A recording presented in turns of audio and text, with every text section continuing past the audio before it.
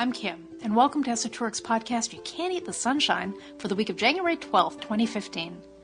Join us this week as Louise Ivers, Long Beach architectural historian and preservationist, pays last respects to a pair of mid-century modern Long Beach municipal structures facing imminent demolition, the Port of Long Beach Administration Building and the County Courthouse. Along for the trip is Brain Kaiser, Southern California's tile expert, who offers insight into Stanton and Souza's large-scale ceramic mural on the Port Building and a rare and stunning Hamilton tile fireplace in the courthouse-adjacent Sovereign Hotel. So stay tuned. You can't eat the sunshine, but you can make a beeline for the best of the coastline. La la la la. Skid Row, Solano Canyon, the Doria, and Pico Union, the long-lost neighborhood called Hermina, between South Pass and Highland Park, Grand Central Park. It is divine. You can't eat the sunshine, but it's a gold mine of fabulous oddities like Rouge, Dairy, Angela Savvy, Bob's Big Boy, in Downey Forest Lawn Cemetery. You can't eat the sunshine, but make a beeline for la la la. You can't eat the sunshine. Welcome, everyone. Thank you for listening to our podcast, You Can't Eat the Sunshine, for the week of January 12th, 2015. This episode, we will have an interview. Okay, this episode is a little special. It's a little outside the template in that we have...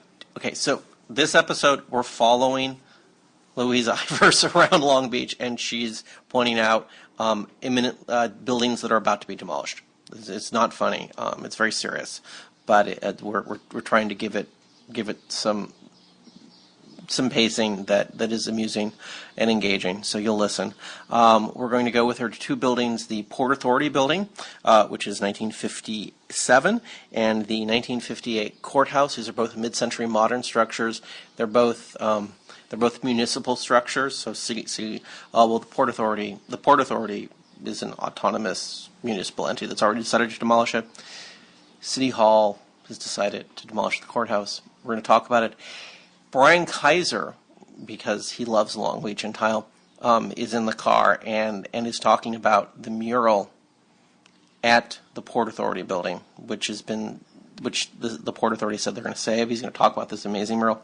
And because of issues with sound, we chose to do the courthouse interview inside the lobby of the 1927 Sovereign Hotel on Ocean Avenue.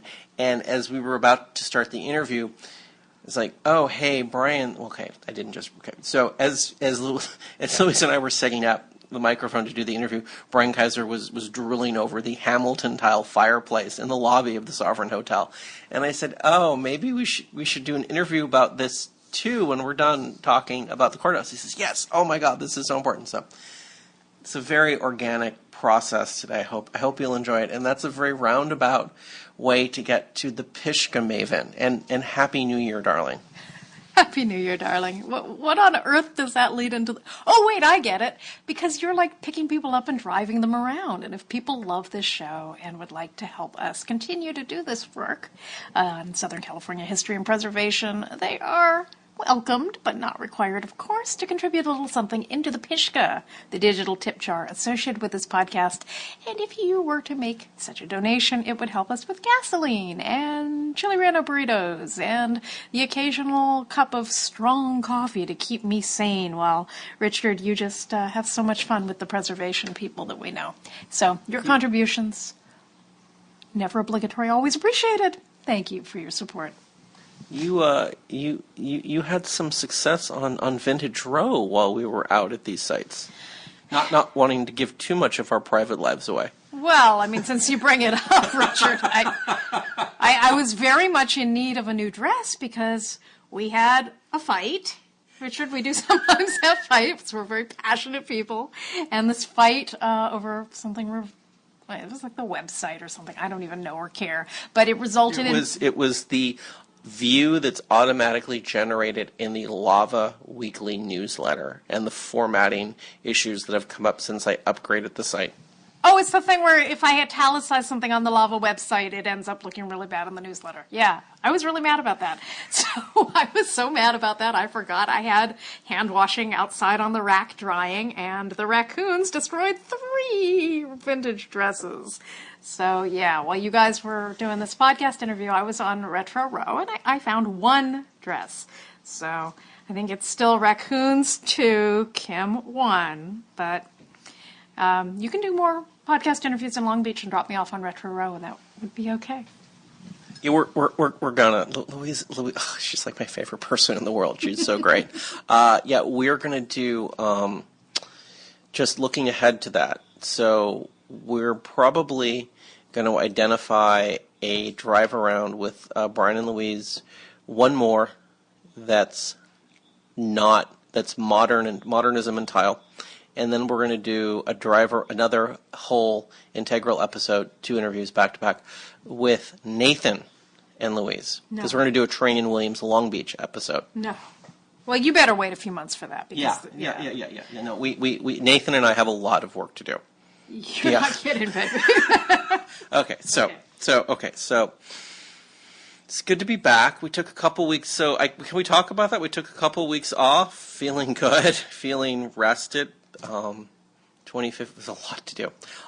So we're back. The closely watched train. The bookmark, the delicious bookmark feed with the tag "Watch Train" didn't get as full as I thought it might, but that's okay. Everyone's kind of taking it easy. But we've got some. Can I get through some quick things and then we'll get to the big watch train? Yeah, but I have to mention something because it's not on the list. The arcade closed, Richard. The arcade on Broadway, the Sassany Arcade. It's been an arcade.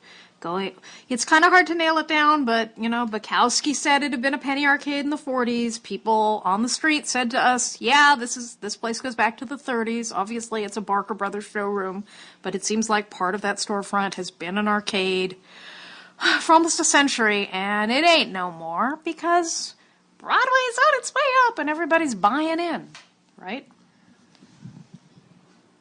I can't even talk about the Sassuni Arcade closing. Okay,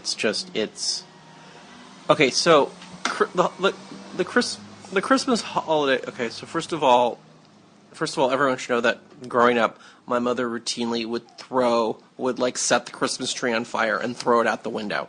You want to throw it out the window and then set it on fire. All right. She would throw it out the window and set it on fire, and scream like fucking Gentile asshole or something. Okay, don't do that. Okay. This is a podcast for children. Sorry. Okay, so just not a lot of really strong, warm feelings in my secular Jewish household about Christmas. So now as an adult, I get to just attempt to ignore them as best I can. But, we're social people, and we go to parties, and it just seemed like we just went to just a series of parties in the course of the week around Christmas and New Year's, where we just went to parties and people came up to us and just said, what is this cat litter on Broadway? What is this? Why are they ruining Broadway? Yeah, and they're ruining Broadway for a lot of reasons, but ultimately it's speculative. If a huge amount of federal money comes in for a L-shaped looping one-way streetcar to connect LA Live with Broadway, then maybe all this traffic calming and seating areas in the former traffic lane will make sense. But if the money doesn't come in, I hope that all of this stuff is temporary. It's a test run for the Streetscape Master Plan. None of it's been approved at this point. What isn't temporary, though, is the speculators who are coming in and buying these long vacant buildings. And then in the case of the old Barker Brothers building, which the Sassany Arcade was in, it was a $7+ million transaction, and there's an incredible video of the realtor standing on the roof talking about how the city's going to bend over backwards to make it really easy for whatever developer buys this disgusting building. I mean, the video tour of this building is so sad. You just think this is a structure with, decades on decades of deferred maintenance, and no one cared, and no one did anything. They just sat on this, and they paid their low property taxes, and the arcade, okay, I mean, probably most people listening to this podcast did not go and hang out in the Sassany Arcade and watch soccer games and play Street Fighter 2 with their buddies. Air hockey. Or air hockey. Probably not. But I have to say, having spent as much time on Broadway as we have over the last decade, it was the liveliest joint. There were so many people there all the time. It was a real community space where people could walk in and you could just hang out and you could watch TV and you didn't have to have any quarters, or if you did, you could play some games. You know, this place mattered. And now that it's closed, we've heard from so many people saying that they have childhood memories of it. And I'm sure back when Broadway was a little more lively than it is now, it was a place where families that shopped on Broadway would park their kids for a while, and it would be something people would look forward to. I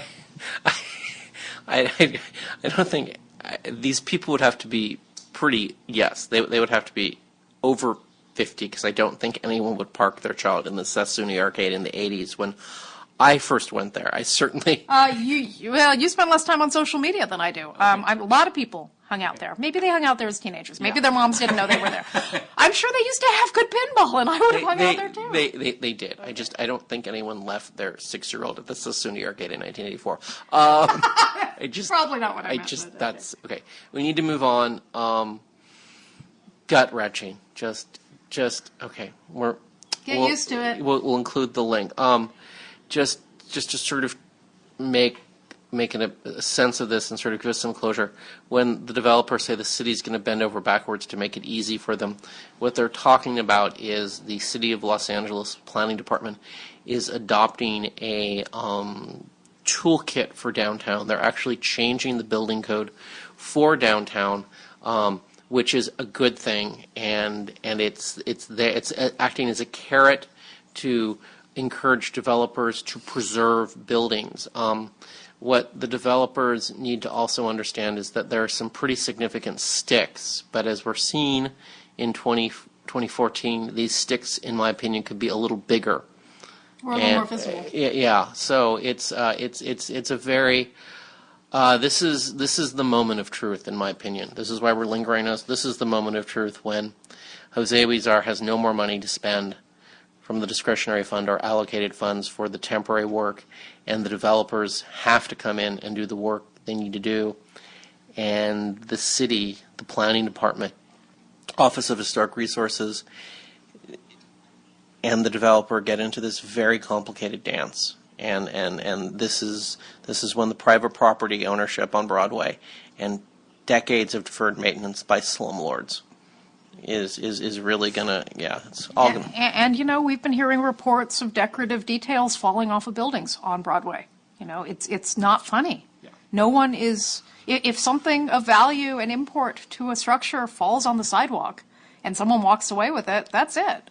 Or if it shatters, that's it. Or if it lands on someone's head, that's it. And these are troubling thoughts, because I don't know the last time most of these buildings had any sort of oversight or anyone looking at them and saying, oh, well, what's the condition? Is there anything we need to do to stabilize the structure? These things were built so beautifully and so strong, but it's been 100 years in many cases.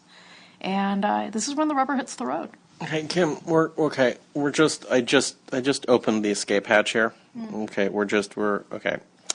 Kim, what happened over the Christmas holiday with the chocolate shop? The Dutch chocolate shop, Ernest Batchelder tile interior between Broadway and Spring on 6th Street, which we've taken a lot of people into on tours over the last few years. Also, if you go to ye old YouTube, you can find a video of Richard and today's guest, Brain Kaiser, leading a tour and giving a lecture about the space.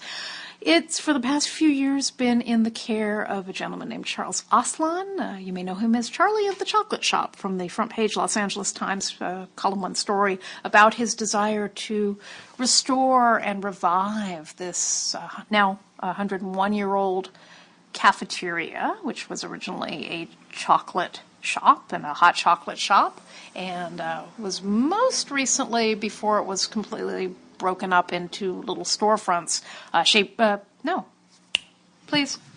The Dutch chocolate shop underwent many reinventions and reincarnations between